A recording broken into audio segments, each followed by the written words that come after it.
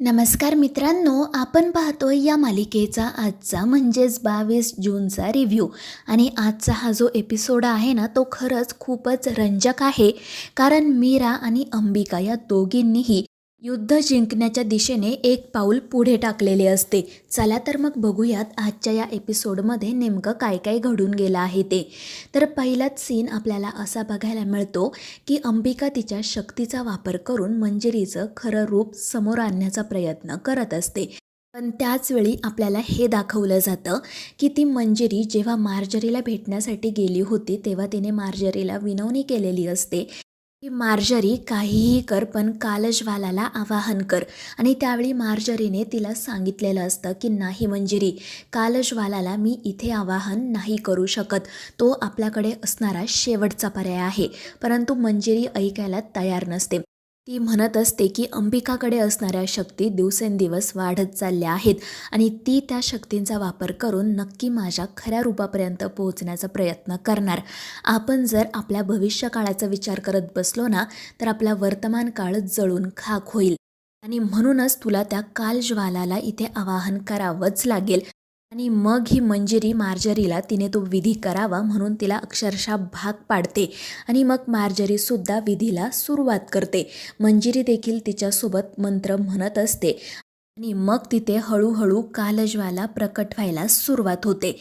त्या ज्वाला पूर्णपणे मंजिरीच्या शरीराभोवती लपेटलेल्या असतात. मंजिरीच्या शरीराभोवती पूर्णपणे अग्नी तयार झालेला असतो. तिला त्यामुळे खूप वेदना होत असतात. ती मोठमोठ्याने ओरडत असते. आणि त्यावेळी मार्जरी म्हणत असते की मंजिरी, तुझी इच्छा मी पूर्ण केली आहे. आता अंबिकाने कितीही मोठ्या शक्तीचा वापर केला किंवा आणखीन काही केलं ना, तरी तुझं खरं रूप ती कधीच बघू शकणार नाही. आणि त्यामुळे मंजिरीला त्या वेदनांमध्ये सुद्धा खूप आनंद होतो. मार्जरी तिला हे सुद्धा सांगते की जेव्हा ही अंबिका तुझं खरं रूप बघण्याचा प्रयत्न करेल तेव्हा तुझं रूप तिच्यासमोर प्रकट तर होणार नाही, पण तुला त्रास मात्र होईल. आणि तेव्हा मंजिरी म्हणत असते की आत्ता मला हा जो त्रास होतोय ना, त्यापुढे तो त्रास काहीच नसेल. आणि मग त्यानंतर आपल्याला हेच बघायला मिळतं की जेव्हा अंबिका प्रयत्न करते तेव्हा तिला मंजिरीच्या शरीराभोवती फक्त आणि फक्त तो अग्नी दिसत असतो. त्या अग्नीच्या पाठीमागे मंजिरीचं खरं रूप हे लपलेलं असतं. आणि म्हणूनच ते अंबिका आणि मीरा या दोघींच्या समोर येत नाही. त्या दोघी जणी आश्चर्याने मंजिरीकडे पाहत असतात आणि मंजिरी फक्त मोठमोठ्याने हसत असते. त्यानंतर अंबिका देवी आईला आवाहन करते, म्हणू लागते की या आगीच्या मागे लपलेलं मंजिरीचं खरं रूप आमच्या समोर येऊ दे. पण त्याचा उपयोग होत नाही. कारण या मंजिरीने एका विशिष्ट विद्येचा वापर करून त्या कालज्वालांना तिथे बोलावलेलं असतं. आणि त्यांच्याचमुळे तिचं खरं रूप अंबिका आणि मीरा यांच्यासमोर काही केल्या येत नाही. त्यानंतर दुसरा दिवस उजाडतो. आपल्याला असं बघायला मिळतं की मीरा आणि अंबिका देवी आईकडे प्रार्थना करत असतात. त्या दोघींच्याही मनात अनेक प्रश्न निर्माण झालेले असतात. अंबिका म्हणत असते की देवी आई, तू मला दिलेली पंचमहाभूतांची शक्ती माझ्याकडे असताना सुद्धा मी मंजिरीचं खरं रूप कसं नाही बघू शकले. मीरा म्हणत असते की ताई, मला सुद्धा हाच प्रश्न पडलाय ग, नेमकं काय घडतंय काय माहिती. आणि मग त्या दोघीजणी देवी आईकडेच मदत मागतात.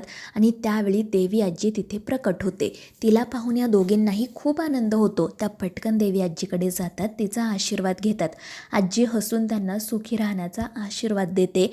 आणि मग ती या दोघींना मार्गदर्शन करायला, मार्ग दाखवायला सुरुवात करते. आजी या दोघींनाही सांगते की या जगात दिसणारी प्रत्येक गोष्ट या जगातलीच असेल असं नाही. कधी कधी काही गोष्टी वेगळं रूप घेऊन जगासमोर वावरत असतात आणि तेच त्यांचं अस्तित्व आहे असं आपल्याला वाटत असतं. पण सत्य काहीतरी वेगळंच असतं. आणि तसंही हे कलियुग आहे. या कलियुगामध्ये आपल्याला कोणावरही सहजासहजी विश्वास ठेवता येणार नाही. कधी कधी आपल्याला असं वाटतं की समोरच्याच्या मनात आपल्याविषयी आदर आहे, पण कधी कधी त्या व्यक्तीच्या मनात आपल्याविषयी राग असतो. कधी कधी आपल्याला असं वाटतं की आपल्याला जे समोर दिसतंय तेच सत्य आहे, पण कधी कधी सत्य हे आपल्या विचारांच्या पलीकडचं असतं. आणि आजींचं हे असं बोलणं ऐकून अंबिका आणि मीरा काळजीत पडतात. त्या दोघींना समजतच नसतं की आजी त्यांना नेमकं काय सांगण्याचा प्रयत्न करत आहेत. पण इतकं तर त्यांच्या लक्षात येतं की मंजिरी जशी दिसते तशी नाही आहे. आजी त्या दोघींना सांगते की हे बघा मुलींनो, तुम्ही ना एक पाऊल जरी चुकीचं टाकलं ना तरी तुम्ही सत्यापासून खूप लांब जाऊ शकता. पण योग्य वेळी योग्य निर्णय घेतला ना तर सत्य लवकरच तुमच्या समोर येईल. आणि मग त्यानंतर आजी आपोआप तेथून अदृश्य होते आणि हे पाहून त्या दोघींनाही आश्चर्य वाटतं. पण त्यांच्या इतकं तर लक्षात येतं की देवी आईनेच आपल्याला मार्ग दाखवलाय. आणि मग त्या देवी आईच्या फोटोला नमस्कार करून बाहेर पडतात. त्यानंतर आपल्याला असं बघायला मिळतं की ती मंजिरी ओव्हर कॉन्फिडन्समध्ये वेदाच्या रूममध्ये जाते. ती तिथे जाऊन वेदाला जोरात हाका मारत असते, पण वेदा काही तिथे नसते. आणि त्यामुळे मंजिरी हसतच म्हणते की या मीराने वेदाला लपवलंय की काय.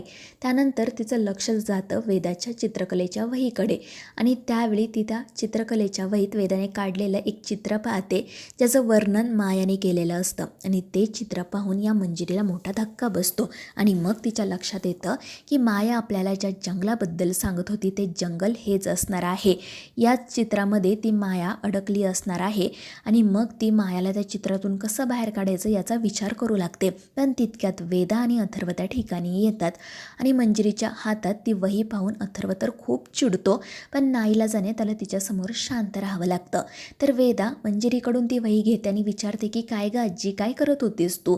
आणि त्यावेळी मंजिरी नाटक करत सांगते की अगं वेदा, किती छान चित्र काढली आहेस तू, मी तीच बघत होते. आणि हे ऐकून वेदा खुश होते. तिला विचारते की तुला कोणतं चित्र आवडलं. त्यावेळी मंजिरी सांगते की हे बघ, तू हे जंगलाचं जे चित्र काढलं ना ते मला खूप आवडलं. तर वेदा म्हणते हो का, बाबांनासुद्धा तेच आवडलं. आता ना मी तुला आणखीन काही चित्र काढून दाखवते. आणि मग ती चित्र काढायला बसते. तर अथर्व मंजिरीला विचारतो की काय गाई, तू इथे काय करत होती. मंजिरी म्हणते अरे अथर्व, मला तुझ्याशीच बोलायचं होतं. तुला माहिती आहे का, मी ना त्या मायाबद्दल माहिती काढली आणि मला असं कळलंय की माया मुंबईतच आहे. आणि हे ऐकून अथर्व रागात मंजिरीकडे पाहतो. त्याला खूप चीड येत असते, पण तरीही तो शांत राहतो. आणि मग तोही नाटक करत मंजिरीला म्हणतो की आई, तू आणखीन माहिती काढ, पण हो स्वतःची काळजी घे बरं का, कारण ती माया खूप डेंजर आहे. त्यावर मंजिरी ही हो म्हणते आणि तेथून जाण्यासाठी निघते. तर अथर्व मनाशी म्हणत असतो की ही बाई किती खोटं बोलते. मी उगाच इतकी वर्ष हिच्यावर आंधळा विश्वास ठेवला म्हणून ही मला फसवत राहिली, पण आता नाही. आणि मग त्यानंतर तो वेदाशी गप्पा मारायला सुरुवात करतो. तर मंजिरी हाच विचार करत असते की त्या चित्रातून मायाला बाहेर कसं काढायचं. दुसरीकडे मीरा आणि अंबिका बोलत असतात. आजींच्या बोलण्यावरून मीराच्या इतकं तर लक्षात आलेलं असतं की मंजिरी दिसते तशी नाही आहे. तर अंबिकाला त्याहीपेक्षा जास्त काहीतरी कळलेलं असतं. ती मीराला म्हणत असते की मीरा, मुळात ती मंजिरी मनुष्य आहे यावरच माझा आता विश्वास बसत नाही आहे. ती नक्कीच या जगातली नाही आहे. आणि म्हणूनच आपल्याला लवकरात लवकर तिचं खरं रूप नेमकं काय आहे, ती कोण आहे हे शोधून काढायला हवं. तर दुसरीकडे ती जी मंजिरी असते ती त्या पेटीच्या माध्यमातून मायासोबत संपर्क साधते. ती मायाला सांगते की तू वेदाच्या चित्रात अडकली आहे. वेदा त्या चित्रात जे जे काढते ते ते तुला तिकडे जाणवतं, दिसतं आणि तू तिथेच अडकते. आणि त्यावेळी माया म्हणते की मॅडम, मग प्लीज तुम्ही एक काम करा, त्या वेदाला ना आपल्या घरासमोर जो फाउंटन आहे तो त्या चित्रात काढायला सांगा. कदाचित मग मला तिथून बाहेर पडता येईल. आणि त्यावर मंजिरीही हो म्हणते. आणि मग पुढे काय करायचं याचा विचार करू लागते. तर दुसरीकडे अंबिका आणि मीरा मार्जरी आणि मंजिरी यांच्या गुहेत जाऊन पोहोचलेल्या असतात. आणि मग त्या दोघीजणी तिथे जी अदृश्य भिंत असते ती तोडून पुढे जाण्याचा विचार करतात. अंबिकाकडे आता शक्ती असते आणि त्यामुळे ती क्षणात ती अदृश्य भिंत तोडते. त्यामुळे मीराला खूप आनंद होतो. आणि मग त्यानंतर या दोघीजणी देवी आईला आवाहन करतात आणि मंजिरीची ती गुहा जाळून टाकतात. आणि जेव्हा त्या गुहेला आग लागते तेव्हा घरी असलेल्या मंजिरीला ते जाणवतं. ती खूप घाबरते आणि ताबडतोब इकडे येण्यासाठी निघते. तर इकडे आपण ज्या व्यक्तीला मार्जरी समजत असतो ती मार्जरीसुद्धा त्या आगीला काही केल्यास शांत करू शकत नसते.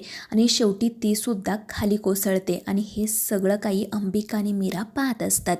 तर मित्रांनो, आता या मालिकेच्या पुढील भागांमध्ये आपल्याला असं बघायला मिळणार आहे की खाली कोसळलेली ती स्त्री नेमकी कोण आहे बघण्यासाठी अंबिका तिला स्पर्श करणारच असते. पण तितक्यात तिथे येते मंजिरी आणि हे पाहून ती खूपच घाबरते. तर मित्रांनो, या मालिकेच्या पुढील भागांमध्ये आता नेमकं काय काय घडणार आहे हे जाणून घेण्यासाठी आपल्या